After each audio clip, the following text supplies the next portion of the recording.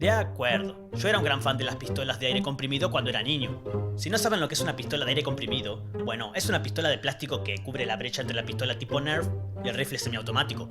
Dispara pequeños balines plásticos y después de una semana, toda tu casa está llena de ellos. Tu padre los sacaba de la tostadora, tu hermana los saca de la raya de su trasero. Solo tienes que ir por ahí y hacer un montón de agujeros en todas las lámparas. Corría para presumir ante todos, todos estaban hipnotizados. Fui el primer niño de mi cuadra en conseguir una pistola de aire comprimido. ¡Oh, por Dios! Podría conquistar todo el mundo con esta cosa. Mi amigo David literalmente me la quitó de la mano y estaba como... ¡Qué bonito! ¡Genial! David, ¿qué demonios?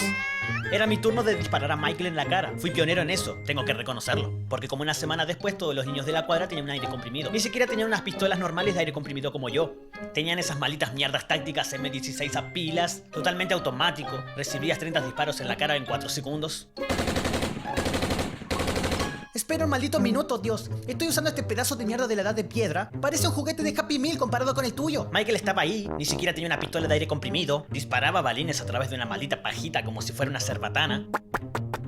Llevaba su abrigo de invierno en medio de julio como una armadura. Siempre habría alguien sin munición intentando pedir un tiempo muerto. Espera un minuto. ¡Tiempo muerto! No hay tiempo muerto en el aire comprimido. Llegabas a casa con un montón de ronchas por todo el cuerpo, como si te hubieras vacunado. Con el tiempo actualicé mi arsenal. Tiré mi pistola y compré un gran rifle francotirador. La cosa es más grande que todo mi cuerpo. Un gran visor en la parte superior, como si fuera a asesinar a un funcionario público. No disparaba rápido como los otros, pero la cosa tenía algo de potencia. Mi amigo se escondía detrás del coche y yo disparaba igual. La primera semana que tuve ese rifle disparé a mi primo por la espalda. Y el fin de semana tuvieron el funeral. Un día en particular estábamos jugando a capturar la bandera, y es importante señalar en este momento que no pusieron esas grandes puntas naranjas en estas armas, como lo hacen hoy en día, para que sepas que es una pistola falsa. No, solo pondrían un poco de esmalte de uña naranja en el extremo de esa perra y lo dejaban así. Y eso hace que sea un poco difícil para tus vecinos determinar si estás fuera jugando o si estás cometiendo un acto de terrorismo doméstico. Hola, 911. Hay un niño con un rifle de venado y está corriendo como loco en las calles. Así que estoy sentado en mi base, en el patio delantero de David, vigilo con mi visor, como si estuviera a punto de poner a Lyndon B. Johnson en la presidencia, y estoy buscando a David. ¿Dónde está David? David tenía trastorno de atención, así que no está en su base ni en mi base. Ni siquiera sabía que estaba jugando en ese momento. Probablemente se olvidó de todo persiguiendo una mariposa. David decide ir a pie en una de las calles más concurridas de la ciudad y agitar lo que parece ser un rifle de asalto automático en el aire. Imaginen la sorpresa de David cuando 4 segundos después, un carro policial se detiene frente a él.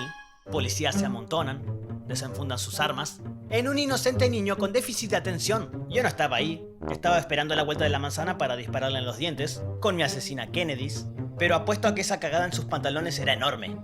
No les llevó mucho tiempo darse cuenta que el arma de David no era real. Por suerte no fue masacrado en la calle. Cargaron su trasero en la parte trasera del carro, como animal salvaje que es, y se detienen frente a su casa.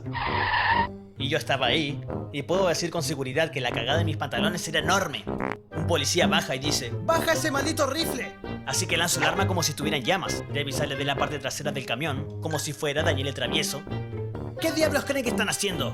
Solo estamos jugando. ¿Por qué lleva ese niño ese abrigo inflado? Hay 94 grados afuera. La mamá de David sale corriendo como si estuvieran filmando un episodio de La Ley y el Orden. En lugar de conocer a Ice-T, tiene que lidiar con esta mierda. Puede ser mucho peor. Los policías estuvieron bien en esta situación de mierda. La mamá de David recibió nuestro arsenal de armas de plástico y dijeron: bueno, podríamos haber asesinado a tu hijo y salirnos con la nuestra, pero no lo hicimos, así que nada. ¿Por qué no le das un bate de béisbol o alguna otra cosa de mierda para jugar en su lugar, Jesucristo? Y la moraleja de la historia es: no seas un maldito idiota agitando un arma en la calle.